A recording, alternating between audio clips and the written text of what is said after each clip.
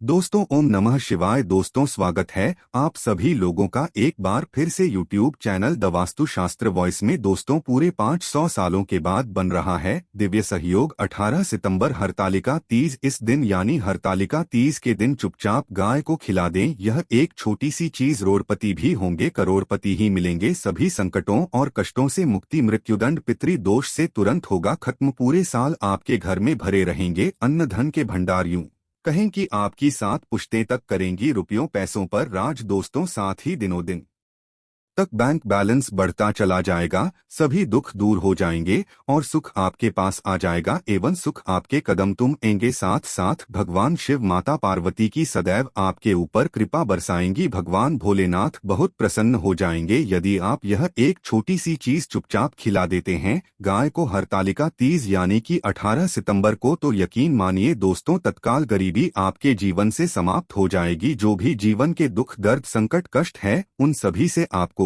छुटकारा मिल जाएगा। ऐसा दुर्लभ संयोग है इस बार हरतालिका तीज के दिन, जो कि पूरे 500 वर्षों के बाद बन रहा है, जिसमें कि आपको 33 कोटि देवी देवताओं को धारण करने वाली गोमाता की तो कृपा प्राप्त होगी। गौमाता का आशीर्वाद तो आपको प्राप्त हो गई होगा। साथ के साथ हरतालिका तीज 2 की भगवान शिव, मां पार्वती, भगवान गणेश जी को समर्पित है। इनका भी आपके ऊपर आशीर्वाद बना रहेगा। समस्त मनोकामनाएं आपकी तत्काल पूर्ण हो जाएंगी। आप धन से मालामाल हो जाओगे। जीवन के सभी दुख, दर्द, संकट, कष्ट दूर हो जाएंगे। यूं कहें कि इन गाय के उपायों को जो आप हरतालिका तीज के दिन करते हैं, इसका जो लाभ मिलेगा, जो फल मिलेगा दोस्तों, वे आने वाली 7 वीडियो तक के लिए फायदेमंद है। 7 पीढ़ियों तक फायदा मिलेगा इन उपायों को करने से, जिन्हें यदि आप हरतालिका तीज 18 सितंबर को कर लेते हैं। तो दोस्तों कौन कौन से उपाय हैं गाय से संबंधित जो कि आपको हरतालिका तीज के दिन करने हैं, इस वीडियो के माध्यम से वही बताएंगे। बहुत महत्वपूर्ण और लाभकारी वीडियो है, बिना काटे बिना इस पूरी वीडियो देखना यदि आप चाहते हैं भगवान शिव, मां पार्वती और भगवान गणेश और 33 कोटि देवी देवताओं को धारण करने वाली गो माता की कृपा आपको प्राप्त हो सके। तो दोस्तों पूरा वीडियो देखना, बिना काटे बिना स्क्रिप्ट हुए, आपको अवश्य ही लाभ मिलेगा। दोस्तों वीडियो करके शुरू करें। सबसे पहले तो आपसे रिक्वेस्ट करते हैं कि वीडियो को लाइक कर देना। सबसे पहले आपको सच्चे दिल से कमेंट्स बॉक्स में पार्वती जय, शिव शंभू जैमरो, माता जय, श्री गणेश अवश्य लिख देना, जिससे आपकी समस्त मनोकामनाएं पूर्ण हो जाएं। और ज्यादा से ज्यादा दोस्तों इस वीडियो को शेयर जरूर करना ताकि और लोगों का भी भला हो सके इस वीडियो के माध्यम से और लोग भी फायदा उठा सके। दोस्त सबसे पहले तो आपको बता दें कि भाद्रपद मास की शुक्ल पक्ष की तृतीया तिथि को हरतालिका तीज का व्रत रखा जाता है। आपको बता दें कि इस बार जो है बहुत ही दुर्लभ संयोग में है। इस दिन महिलाएं भगवान शिव, मां पार्वती की पूजा करती है। वे शुक्र, सुखी वैवाहिक जीवन और संतान की प्राप्ति के लिए प्रार्थना करती है। हरतालिका तीज मुख्य रूप से राजस्थान, मध्य प्रदेश, उत्तर प्रदेश, बिहार और झारखंड में मनाई जाती है। हरतालिका तीज को सबसे बड़ी तीज माना गया है।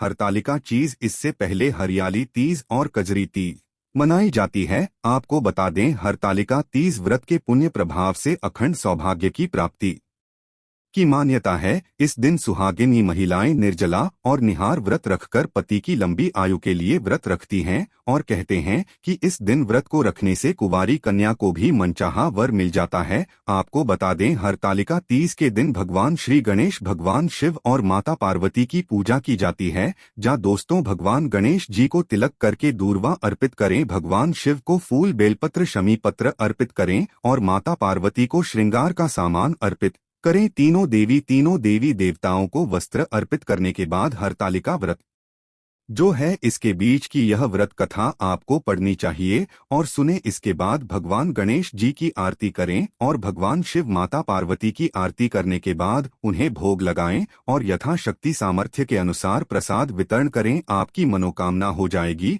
और दोस्तों साथ के साथ इस दिन यानी हरतालिका तीज के दिन जो यदि संभव हो सके तो अन्न, धन, वस्त्र कुछ न कुछ दान जरूर करें। इतनी सुंदर असमर्थ के अनुसार ऐसा करने से भगवान शिव, माता पार्वती प्रसन्न होते हैं और भगवान गणेश जी प्रसन्न होकर समस्त मनोकामना हो जाती है और व्यक्ति के जीवन में कभी भी किसी प्रकार का कोई दुख दर्द संकट कष्ट नहीं रहती, तो कुछ ना कुछ दान जरूर करें, कुछ भी बने आपसे। और दोस्तों, अब बात करें कि गाय से संबंधित कौन कौन से उपाय आपको इस दिन यानी हरतालिका तीज के दिन जरूर करनी चाहिए, जिससे भगवान गणेश, माँ पार्वती और भगवान शिव की कृपा प्राप्त हो, गो माता की कृपा सदैव बनी रही। तो दोस्तों ध्यान से सुन दोस्तों, सनातन परंपरा में गाय, गंगा और गायत्री का बहुत ज्यादा धार्मिक महत्व है। मान्यता है कि वो माता के शरीर पर 33 कोटि देवी देवताओं का वास होता है। गोमाता की सेवा एवं पूजा करने वाले जातक पर इन सभी देवी देवताओं की कृपा बरसती है। गोसेवा से न सिर्फ इस जन्म के बल्कि पूर्व जन्म के भी दोस्त दूर हो जाते हैं। प्रत्येक सुबह जब आपके घर में बहुजन बनना प्रारंभ हो, तो सबसे पहले बनाई गई रोटी को आप गो माता के नाम से निकाल दें और भोजन करने से पूर्व गोमाता को इस रोटी को खिलाएं। यदि संभव हो तो काली गाय को खिलाइए, यदि काली गाय ना मिले तो सफेद गाय को भी आप ला सकते हैं। प्रत्येक पूजा और मांगलिक कार्य में घुमाता या उनसे जुड़ी चीजें जैसे गाय का गोबर, गोमूत्र, गाय का दूध अथवा गाय के दूध से बना घी अवश्य शामिल करें। इससे आपको पुण्य प्रभाव की प्राप्ति होगी। सनातन परंपरा के अनुसार जिस घर में गाय होती है, उस घर से जुड़े सभी वास्तु दोष स्वतः ही समाप्त हो जाते हैं। किसी भी पूजा में गाय से प्राप्त पंचगव्य युक्त पदार्थ का उपयोग अवश्य शामिल करें, क्योंकि पंचगव्य के बिना कोई भी पूजा पाठ और हवन सफल नहीं होता। तो वो कृपा पाने के लिए प्रतिदिन, सप्ताह अथवा महीने में परिवार सहित एक बार वो साला जाने का नियम जरूर बनाएं और वहां गायों को हरा चारा जरूर खिलाएं। इससे आपको शुभ फलों की प्राप्ति होगी और साथ ही साथ गोसेवा और गोपूजा से 9 ग्रह समाप्त हो जाते हैं और इनसे जुड़े 200 का निदान हो जाता है। गर्मियों में घुमातों को पानी पिलाएं और सर्दी में गोमाता को गुड़ अवश्य खिलाएं। ये ध्यान रखें कि गर्मियों में गाय को गुड़ ना खिलाएं। अनेक देवी देवताओं को अपने शरीर पर धारण करने वाली गोमाता से जुड़े कई शुभ और अशुभ संकेत भी होते हैं। मसलन गाय का दूध दुहते समय यदि गाय ठोकर मार दे और सारा दूध बिखर जाए तो अपशगुन होता है। यदि कोई यात्रा पर निकल रहा हो और गाय अपने बछड़े को दूध पिलाती सामने आ जाए, तो निश्चित रूप से जिस यात्रा के लिए आप निकले हैं, वे यात्रा आपके लिए अवश्य सफल होगी और वह काम जिसके लिए आप निकले हैं, वे अवश्य ही वो होगा। यात्रा पर जाते समय बाईं ओर गाय की आवाज आना और रात्रि में गाय की हुंकार करना भी शुरू होता है। दोस्तों के साथ ही साथ गाय के साथ आप भूल कर भी ये काम ना करें, अन्यथा मिलता है घोर नरक और जीवन भर की परेशानियां। जब दोस्तों गाय को रास्ते पशु बनाए जाने और इन्हें मौलिक अधिकार दिए जाने की बात हो रही है, तो सवाल उठता है कि गाय जब भारतीय संस्कृति का एक हिस्सा है, तब भी गाय के साथ लोग खराब व्यवहार कैसे कर लेते हैं। गाय दर दर भटकती रहती है, भरपेट इन्हें चारा तक लोग नहीं देते। गाय जब तक दूध देती रहती है तो उनकी सेवा होती है, और जैसे ही दूध देना बंद कर देती है तो लोग इन्हें उनकी किस्मत पर छोड़ देते हैं, सड़कों पर और गलियों में भटकने के लिए। ऐसे में गोवंशी जीवों को कोई डंडे से मारता है तो कोई उन पर पानी डाल देता है, कभी वाहनों से इन्हें ठोकर लग जाती है तो कभी बीमार होकर बेचारी एक गाय दम तोड़ देती है। ऐसे में जरूरत है इन बातों को जानने की कि गाय को लेकर शास्त्रों में क्या कहा गया है, गाय के साथ आपको कैसा व्यवहार करना चाहिए। या दोस्तों, गाय को कभी भी मारना पीटना नहीं चाहिए। शास्त्रों में गाय को माता का दर्जा दिया गया है। गाय को मारने पीटने वाला माता को मारने पीटने वाले के समान आपका भागी माना जाता है।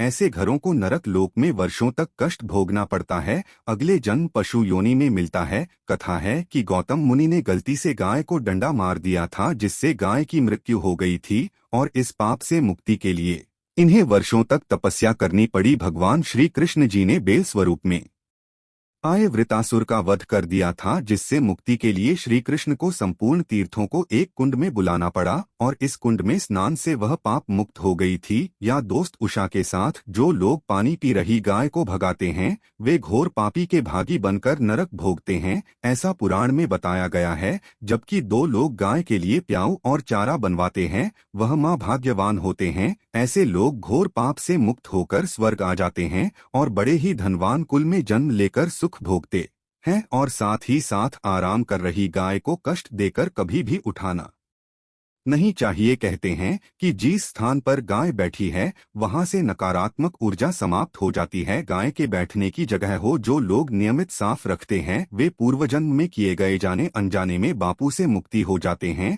और गोलोक में स्थान पाते हैं। गाय को डंडा मारकर उठाना, पानी डालकर उठाने से मनुष्य पाप का भागी बनता है और अगले जन्म में उसे दर दर भटकना पड़ता है। और साथ ही साथ शास्त्रों में बताया गया है कि गाय का दूध उसके बछड़े के लिए होता है। गाय के बछड़े से बचा हुआ दूध ही मनुष्य को लेना चाहिए, लेकिन कुछ लोग एक बार गाय को दूध लेने के बाद फिर से बछड़े के लिए बचा हुआ दूध भी दूध लेते हैं। ऐसा करना घोर पाप कहा जाता है। ऐसे दूध को वो आने वाला और ग्रहण करने वाला दोनों ही पाप की भागी बन जाते हैं। दोस्तों, साथ ही साथ शास्त्रों में कहा गया है कि गोवंश यानी गाय और बैल की पीठ पर नहीं बैठना चाहिए। इनके पीठ पर बैठने से महापाप लगता है। ऐसे लोगों को नरक की यातना भुगतनी पड़ती है। एकमात्र महादेव के अंश के उत्पन्न नंदी ही गोवंशी है, जिस पर स्वयं महादेव और महादेवी सवारी करती है, क्योंकि नंदी ने स्वयं अपनी शिक्षा से महादेव की सवारी बनना स्वीकार किया था। और साथ ही साथ शास्त्रों में गाय के दान को बहुत ही महत्व दिया गया है, लेकिन ऐसी गाय का दान कभी नहीं करना चाहिए जो बूढ़ी और बीमार हो। कठोपनिषद में नचिकेता की कथा भी इस संदर्भ में है कि जिस नचिकेता ने पिता द्वारा बूढ़ी गाय को दान करने पर आपत्ति जताई थी, दूध देने वाली और बछड़े सहित जो लोग गाय का दान करते हैं वह महान पुण्य को प्राप्त करके स्वर्ग में इस स्थान पाते हैं। दोस्तों, साथ ही साथ सूर्य, चंद्र, मंगल या शुक्र की युति राहु से हो तो पितृदोष होता है। यह भी मान्यता है कि सूर्य का संबंध पिता से, मंगल का संबंध रक्त से होने के कारण सूर्य यदि शनि, राहु या केतु के साथ स्थित हो या दृष्टि संबंधी हो तथा मंगल की युति राहु या केतु से हो तो पितृदोष होता है। इस दोष से जीवन संघर्ष में बन जाता है। यदि पितृदोष हो तो गाय को प्रतिदिन या किसी भी एकादशी को या किसी पूर्णिमा के दिन या अमावस्या को रोटी, गुड़, चारा आदि खिलाने से पितृदोष से समाप्त हो जाता है। साथ ही साथ देसी गाय की पीठ पर जो खुद कुबेर होता है वो बृहस्पति गुरु हैं। 8 जन्मपत्री में यदि बृहस्पति अपनी नीच राशि मकर में हो या अशुभ स्थिति में हो, वो देसी गाय के इस बृहस्पति भाग शिवलिंग रूपी के दर्शन करने चाहिए। गुण तथा चने की दाल रखकर गाय को रोटी भी दें, इससे आपको शुभ फलों की प्राप्ति होगी। और साथ ही साथ यदि आप रास्ते में जा रहे हो और सामने से गौ माता आती हुई दिखाई दे तो गौ माता को आप अपनी दाहिनी ओर से जाने देना चाहिए। आपकी यात्रा अवश्य ही सफल होगी। और साथ ही साथ यह संकेत भी जानने, यदि आप यात्रा पर जा रहे हैं और सामने आपके गाय बढ़ जाए अथवा अपने बछड़े को दूध पिलाती हुई सामने गाय दिखाई दिए जाए तो समझ जाना कि वह यात्रा आपके लिए अवश्य ही सफल होगी। और साथ ही साथ जिस घर में गाय होती है उसमें वास्तुदोष स्वतः ही समाप्त हो जाता है। और साथ ही साथ आपको बता दें कि गाय को आप जो भी रोटी बनाए प्रतिदिन ताज़ी रोटी ही बनाए। गाय को अगर आपने रोटी बनाई है तो कोशिश करें कि उस रोटी को आप तुरंत ही गाय को दे दे। अगर आप उस रोटी को रख देंगे और उस रोटी को अगले दिन देंगे तो मैं रोटी बासी मानी जाएगी। गाय को कभी भी बासी रोटी ना दें, इससे घर में नकारात्मक ऊर्जा वास करती है और जो भी कार्य आपके बनने वाले होंगे वह कार्य भी आपके बिल्कुल भी नहीं बनेंगे। इससे आपके घर में हमेशा दर्द ऊर्जा का वास रहेगा और आप जिस भी कार्य को करेंगे उस कार्य में आपको हमेशा असफलता ही हाथ लगेंगी। इसलिए कोशिश करें गाय को रोजाना ताजी रोटी बनाकर खिलाएं और रोटी को बिल्कुल ना रखें, बासी रोटी गाय को ना दें। और साथ ही साथ सड़ी गली चीजें गाय को नहीं खिलानी चाहिए। कि घर में कोई फल है, कोई सब्जी है, सो जाए तो लोग क्या करते हैं, गाय को खिला देते हैं। नहीं, ऐसा नहीं करना चाहिए। ऐसा करने से यदि आप गाय को खिलाते हैं तो और आप पाप की भागी बन जाते हैं। आप बिल्कुल भी सड़ी गली चीजें गाय को ना खिलाएं। और साथ ही साथ आटे की 11 लोइयां बनाकर उनके ऊपर हल्दी लगाएं। इसके बाद आप उन 11 को एक एक करके गाय को खिलाइए। प्रत्येक लोई को खिलाते समय गाय के सींगों पर आप हाथ फेरें, पीठ पर हाथ पे नहीं मस्तक पर हाथ फेरें। माता गाय की आप चरणों के स्पर्श करें। या दोस्तों, ऐसा करने से आपके समस्त कार्य बनने लगेंगे। जो दुख का समय चल रहा है वे भी समाप्त होगा। आपके जीवन में खुशी होंगी। और एक बार आप 7 बार गाय की परिक्रमा भी कर लें तो आपके समस्त कार्य होंगे। और साथ ही साथ आप गाय को जब भी रोटी दें, रोटी पर या तो आप थोड़ी हल्दी लगा ले या थोड़ा गुड़ रख लें। अगर गुड़ ना हो तो आप थोड़ा मिश्री रख सकते हैं, थोड़ा घी रख सकते हैं। या दोस्तों, गाय को कभी भी सूखी रोटी ना खिलाएं। सूखी का मतलब गाय को जो रोटी रखें खिलाएं, उस पर कुछ ना कुछ रखकर खिलाएं। हल्दी रख ले, गुड़ रख ले, मिश्री घी हम जो भी रख लें, मतलब खाली रोटी नहीं खिलानी है। ध्यान इस बात का रखें, जब भी आपको शुभ फलों की प्राप्ति होगी। तो दोस्तों, ये थे गाय से जुड़े कुछ महत्वपूर्ण उपाय, कुछ बातें जिन्हें आपको ध्यान में जरूर रखना चाहिए। तो दोस्तों, आज के लिए बस इतना ही। मिलते हैं अगली वीडियो में, तब तक के लिए जय गौ माता। दोस्तों, वीडियो अच्छी लगी हो तो वीडियो को लाइक करें, ज्यादा से ज्यादा अपने दोस्तों में शेयर करें। धन्यवाद।